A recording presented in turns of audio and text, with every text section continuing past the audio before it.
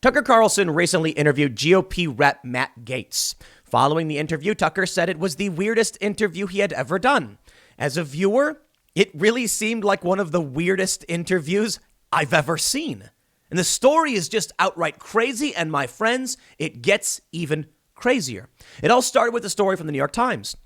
A claim that Matt Gaetz is being investigated for trafficking a 17-year-old woman, essentially hooking up with her, paying for her travel and things like that. And if he did induce a minor to cross state lines, well, you got some very serious federal charges.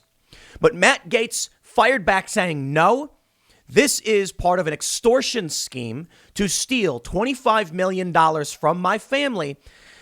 And it seems that part is true. Now, here's where it gets crazy. Is this a story of a former DOJ official who ignited a fake investigation into Gaetz to use as leverage, absolve himself of any responsibility or liability or criminal accountability, and then say, oh, look at this criminal investigation, Mr. Gaetz, you're going to have to give us $25 million to make it go away. Hey, we didn't start the investigation. Or is it there was an investigation started and this former DOJ official got leaked some privy information and said, I'll tell you what, Mr. Gaetz, to Matt Gaetz' dad, I can make all of these troubles go away because I know the right people. Maybe even the president will issue a pardon and make this all go away if you give us $25 million. The story's really weird. And initially, I didn't know what to believe. When I heard that Matt Gaetz was accused of this, I'm like, dude, look, Matt Gaetz, I think he's an all right guy. He's actually in my top 10 list of politicians I actually respect in certain capacities. And the reason for it is Matt Gaetz is a fighter. He's actually standing up for a lot of the things that people are asking of him, and I respect that. Not perfect, not my favorite politician, but there's very few, if any, that I would say anything nice about. Rand Paul, he's way up there. Good dude. Ron Paul as well. Even though I don't agree with him on everything, I respect the libertarianism. I respect the respect for individual liberties. When I saw this story, I was like, yeah, look, man, politicians flying around, doing whatever. I mean, Matt Gaetz is not old, and he's like late 30s. Maybe a couple of years ago, he was meeting some young girls or something. Maybe, this chick is 17. Possible she even lied about her age. Who knows? That may be the case.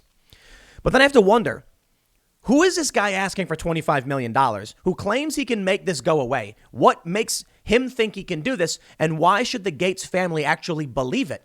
That's where it gets crazy. You see, some are saying this is not an extortion scheme because the former DOJ official doesn't work for the DOJ anymore. He's former, right? So clearly has nothing to do with the scheme, unless he is just the third party to come out and, look, you got one guy starts an investigation, makes wild and crazy accusations that will destroy the career of Gaetz. Then you get another guy not in the same department to say, oh, don't look at me. I don't know who started this. But I can go and talk to him if you want. Dude, this sounds to me like classic extortion. People don't just walk up to you and go, sir, Mr. Politician, if you don't give me the money, I am going to lie and do these things. They don't do that because they'll go to prison. They need to create some kind of plausible deniability. And it's what they have now, but I'm sorry. The story is nobody was supposed to know about this investigation. And this guy apparently was like, give me $25 million. Now, it's also apparently true, at least this is what the reporting we have is, that Matt Gaetz' dad was working with the FBI investigating this as an extortion attempt. So is this story about Matt Gaetz true? Well, it may be that he actually did these things or the investigation's real. And this guy was like, I know people at the DOJ. I can, maybe make them change their mind. Or maybe the more conspiratorial nature aspect of this would be his friends in the DOJ started the investigation specifically so that he could use it as leverage. Got no evidence of that. But let's read the story because we've got new evidence that's emerged in this wild and crazy and salacious story. The Examiner reports documents detail wild alleged $25 million Gaetz extortion scheme. Rep. Matt Gaetz possesses text messages, screenshots, and email, and a typed document that purportedly support his claims that a federal investigation into his relationship with a 17-year-old is related to an extortion scheme against him. On Tuesday, the New York Times reported that the Justice Department is investigating whether Gaetz had an adult relationship with a 17-year-old and paid her to travel with him. Gaetz has called the report totally false. Gaetz told Axios that his lawyers told him that he was not a target, but a subject of an investigation regarding adult conduct with women. The Florida Republican countered the report on Twitter and in statements to Axios and Fox News with a claim that his family is being extorted for $25 million. And that the people pushing stories about an investigation into his relationship with women are the people extorting him and the subjects of an FBI extortion investigation over the last few weeks. I'm going to stop right there. How did this story leak to the New York Times? How much you want to bet the people who were trying to extort Gaetz got wind that they were about to be exposed, and so they just leaked the information, say, do it, pull the trigger, we're done. And that will maybe get some heat off their back. It seems the investigation into this extortion attempt, alleged extortion attempt, I should say, is real. I mean, they've got apparently someone from the FBI is like, you should have been saying, yes, they're working with us in the FBI and we're doing this. So could it be that this was leaked to the New York Times as a weapon and the New York Times are useful idiots? Yeah, it's entirely possible. Well, let's read more. The documents in Gaetz's possession detail an alleged scheme that revolves around attempts by former Air Force intelligence officer Bob Kent and Beggs and Lane attorney David McGee, a former federal prosecutor, to free ex-FBI agent turned private investigator Robert Levinson from imprisonment in Iran. Well, now, look, I'd like to see that guy returned from prison as well, man. Seriously, I don't want this guy imprisoned in Iran. Levinson went missing in Iran in March 2007. McGee is the attorney for the Levinson family. Kent, in December 2018, had planned a secret mission to try to rescue Levinson, but he was reportedly thwarted by the federal government. Screenshots provided to the Washington Examiner show a message that his father, Don Gaetz, a former Florida State Senate president, said he received from Kent on March 16th. The message proposes, quote, a plan that can make Matt Gaetz's future legal and political problems go away. Gaetz has denied any relationship with a minor. Isn't that amazing? Look, I don't know if this investigation's going to find anything legitimate, but isn't it amazing that already the left is saying Matt Gaetz should be purged from his committees? He's not been convicted of anything. There's been an accusation. There's been some information leaked to the press. And we also have this is very suspect. We have evidence that suggests there is an extortion attempt on his family, regardless of whether or not the investigation is real. And already it's being weaponized politically. That to me is really scary. Already now, Matt Gaetz has to make these denials, and that's the name of the game. Like I mentioned this in a couple segments. I was watching Man of the Year. Check it out. In one part, I think it's like Louis Black is talking about this. You guys know Louis Black, the comedian, right? And it was something, I think it was Louis Black. It might have been Christopher Walken, saying that Lyndon Johnson wanted to accuse his opponent of relations with animals. Not that, and they were like, can you prove that? No, I just want to hear him deny it. Exactly. That's what they do. They say it, and now you must deny it. And that is bad enough because in the court of public opinion, they can't tell the difference. The idea is there. That's what they'll say. They're going to say, despite the family members of Levinson saying in March 2020 that they presumed him to be dead based on information given by U.S. officials, the alleged message from Kent said that he had located Levinson in Iran and has 2 proof-of-life videos. Kent also requested the Gaetz family help returning Levinson in exchange for giving Matt Gaetz credit for the operation and promising a presidential pardon for unnamed legal issues. Really amazing stuff.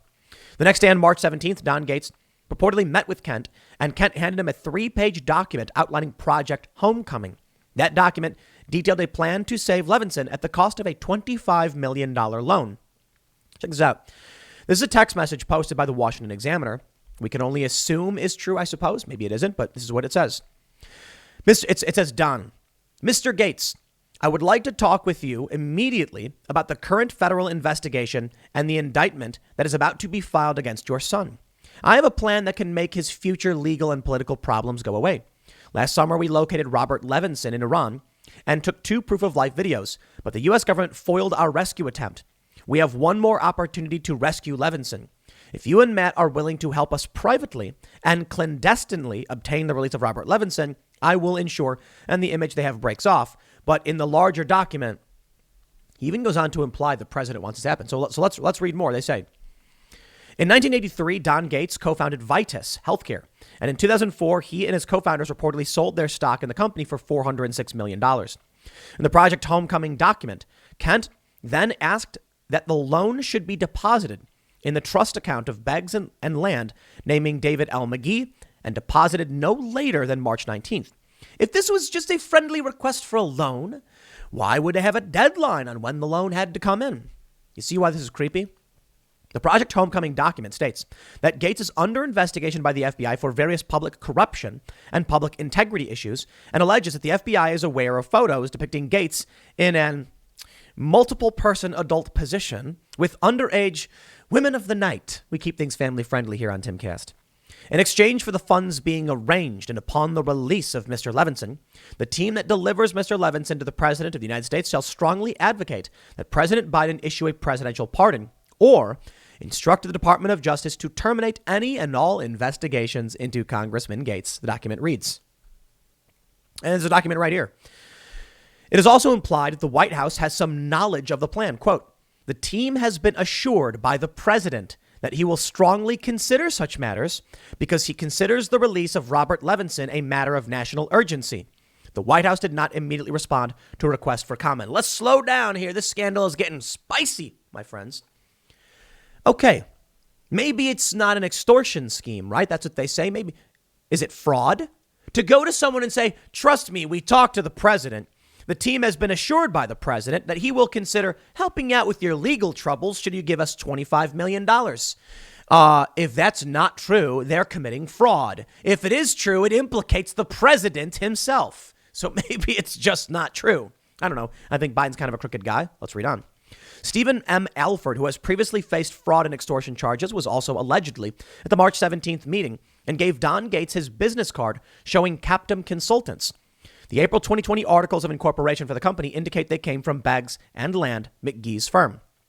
Kent, McGee, and Alford did not respond to requests for comment. McGee told the Daily Beast on Tuesday night following Gaetz naming him on national television that any claims that he or his law firm were involved in extortion are completely, totally false, adding, this is a blatant attempt to distract from the fact that Matt Gaetz is apparently about to be indicted for trafficking underage girls. Another email chain appears to confirm the existence of the FBI investigating extortion claims. Quote, my client, Don Gaetz, was approached by two individuals to make a sizable payment in what I would call a scheme to defraud, Jeffrey Naiman said in a March 25th email to the Department of Justice. The FBI is not asking Don to voluntarily and proactively assist in their investigation, which Don is willing to do.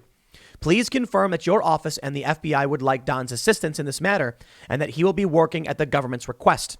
Assistant U.S. Attorney David Goldberg responded, I can confirm that your client is working with my office as well as the FBI at the government's request in order to determine if a federal crime has been committed.